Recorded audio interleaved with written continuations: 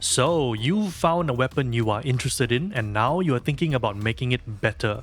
You saunter over to Hadron's workshop and then it occurs to you that you aren't actually sure what you're looking at. This video fixes that. From stats to mastery and finally upgrading, here I'll walk you through everything you need to build your perfect weapon in the order you actually need to know it in. I'll even do an example build from start to finish towards the end of the video. So let's dive in.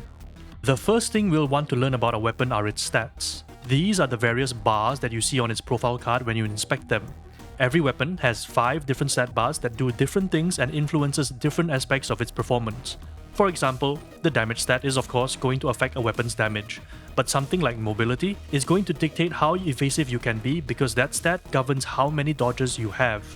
Each stat bar also has a maximum potential of 80%. However, because a weapon can only have 380 stat points to randomly distribute, one of those stat bars will have its maximum potential capped at 60%.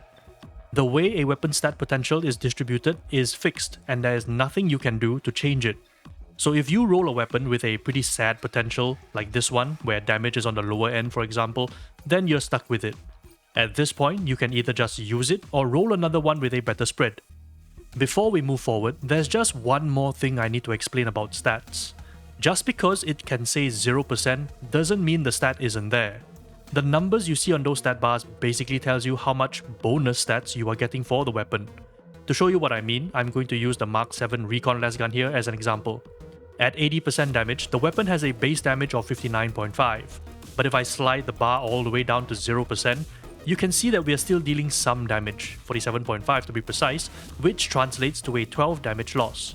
We don't deal 0 damage just because the stat bar is at 0%. We're just dealing less damage. And the same applies to all stats. Lower stats just means lower bonuses.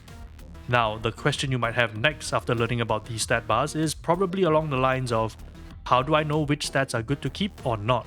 Well, the number themselves are only half the answer. The other half is knowing which numbers to care about, and that varies by weapon. Every weapon has its unique characteristics and attack patterns where sometimes even the same stat functions a little differently. As you play the game more and get a feel for the weapons, you'll come to learn which ones you should be looking to maximize and which ones you can afford to dump. That being said, the general rule of thumb, which is correct most of the time, is to dump the mobility stat. The reason for this is that the most important thing the mobility stat can give you are dodges. The more dodges you have, the more you can avoid taking damage and create space. Now, mobility usually gives you its maximum number of dodges at around the 50% mark or so. The effect of the stat numbers are rounded up, so as long as you have something above 2.5 dodge or so, it will round up and count as 3, which is the maximum this particular weapon can provide you with. You can find out more on what stats you should aim for when it comes to a specific weapon by studying them yourself or looking for weapon reviews and guides online. Now that you've found a decently statted weapon of your choice, we're going to need to level it up in order to unlock its upgrade and crafting potential. In this Mastery tab here, you can see all the weapons available to your specific character to use. Every weapon in Darktide has a power ceiling. Mastery is what raises it. Until you level a weapon up, you're locked out of its best upgrades and its maximum power. A weapon at Mastery rank 1 and a weapon at Mastery rank 20 are functionally different tools, even if they look identical. Leveling up your weapon gives you access to 2 types of upgrades. Its perks, these are the passive stat increases like reload speed or damage against a specific armor type, and its blessings. These are the more powerful upgrades that are either passive or active and can transform how a weapon is used significantly. The higher level your mastery, the higher tier of perks, blessings, and power you get access to. Keep in mind that unlocking the perks and blessings here does not mean they are applied to your weapon already. This page is simply the menu of options that you have. To actually apply the perks and blessings to your weapon, you'll need to upgrade it at Hadron's workshop. We'll cover the actual upgrading process in a moment. So, if having high mastery level weapons means getting more powerful upgrades, how do you go about leveling up your weapon? There are 2 ways to do this. The first is simply completing missions with the weapon equipped. The higher the difficulty, the more experience you get. This is straightforward and doesn't cost you anything but time. The second method is technically faster but will cost you resources. If you talk to Hadron, she will have a sacrifice option available for you to use. This basically lets you burn the weapons in your inventory that you don't need anymore and convert it into experience for the weapon you want. You can sacrifice any weapon as long as it is at least green tier, but sacrificing matching weapons will give you 6 times more experience. Once you've accumulated enough junk weapons you don't need, and you will, sacrificing matching weapon types will be the fastest way to max out a weapon's mastery without purposefully grinding missions. But as a new player, you can do a mix of both by taking it into missions and then infusing some of the junk you've earned. Now, with your weapon gaining some levels and you unlocking a bit of its potential, it's time to actually upgrade it. This is the section most new players get wrong, not because it's complicated, but because the game never tells you the order to do things in. If you do this out of sequence, you end up spending a bit more resources. So here's the right order. When you want to put a weapon together, you'll need to head over to Hadron and choose the Entreat option this time. From here, there are 3 things you can do. The first is to consecrate your weapon. This basically means upgrading its rarity 1 tier at a time. The higher the rarity, the more perks and blessings you can slot into it.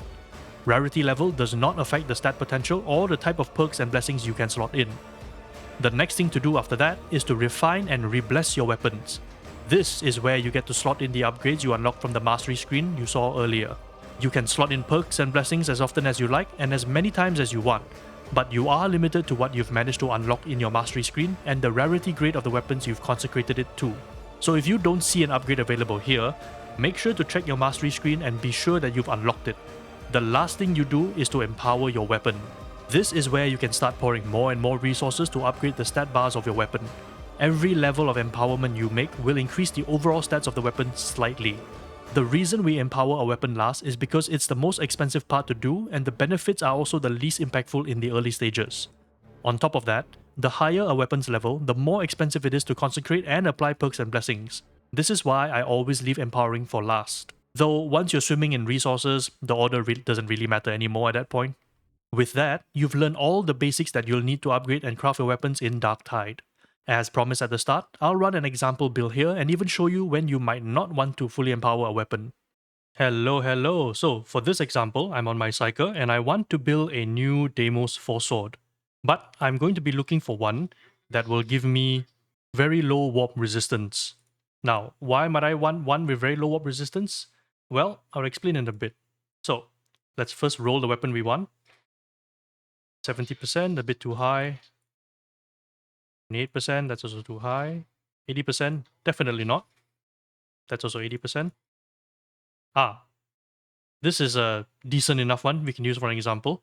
It has 16% warp resistance out of 60, so warp resistance here is the dump stat, while everything else is maxed out. So we'll work with that one. Once I have it, I'm gonna equip it on. I just need to find which one it was. There we are. I'm gonna favorite it so I don't accidentally delete it. And now I have it equipped. Next thing I do, I'm gonna bring it over to Hadron. Now, I've already mastered my Deimos 4 sword, so I don't have to sacrifice anything. But as for why I want it to have very low warp resistance, well, warp resistance for the Deimos 4 sword only does one thing, which is the cost of using your special. But because the Deimos special is not that good, I want it low so that I get more mobility, but also because I can use the extra peril generated as a sort of battery for the rest of my build. You can see this featured in a lot of my Psycho builds, especially my Jedi Knight build, where I use the Blaze 4 sword equivalent, and every time I activate the special, I get 50%, almost 50% peril. That means I can trigger a lot of my talents just by using the sword without actually casting anything. So that's why I wanted one with really low warp resistance. So, first thing first, we need to consecrate. Now it's at blue, purple, and orange. Once that is done, we can now refine and rebless the weapon. The Deimos 4 sword is primarily used for single targets, so I'm going to slap Carapace on mine, as well as let's double down on elite damage and add on more elite damage as well. For blessings, we are going to take, what shall we use? Uncanny Strike. For the anti-armor purposes, this weapon is a precision weapon, so you'll be wanting to hit weak spots anyway. And I also really like Superiority. That's right. Every kill on an elite or special gives me 12.5% strength, and that stacks 3 times. So this is almost a 40% strength boost, which is very close to Slaughterer. Slaughterer will give you 40% from any kill, but lasts a lot shorter. So this is going to be my blessing choice and my perks. Now that we've done all that, we can empower it. Now, for this one, because I want to maintain my warp resistance as low as possible, I will upgrade everything to 80, and once everything else is 80%, I will leave the warp resistance as it is. This is so I can maintain having the most stats possible while also still getting the most out of my weapon. Now, technically this is good enough already. I have very low warp resistance, and I also have 60% mobility, which is the maximum mobility should normally be treated at. Because at this point, my sword has as much dodge as I'll ever need. So I could just leave it here and it will be fine, or I could just max it out mobility. But for this example, I'll just leave it here, and then I'll show you the stats. So yes, warp resistance, every time we activate the special, it will cost us 30% peril. That's about a third of our peril, which is very nice. And our mobility is at just under 60%. But as you can see, we have the maximum dodge limit already of 4. If we upgrade this anymore, we'll just get more dodge distance, which is nice, as well as a bit more sprint speed. But this as it is okay. Oh, finesse is at 79, so I could upgrade it one more time, which I will. There we go. Now we have everything at 80%, mobility at 61%, and warp resistance at 40%. So, that is crafting the perfect weapon in a nutshell. Crafting in Darktide is one of those systems that looks a bit confusing from the outside and becomes very straightforward once you know the sequence. Stats tell you what you're working with, mastery unlocks the power ceiling and its potential, and upgrading builds the weapon you actually want. Once you've gotten the hang of how everything works, crafting your perfect weapon is just a matter of time. If you'd like to see more videos like this one, consider dropping a like and subscribing. Thank you all for watching, and I will see you in the next one, Varlets.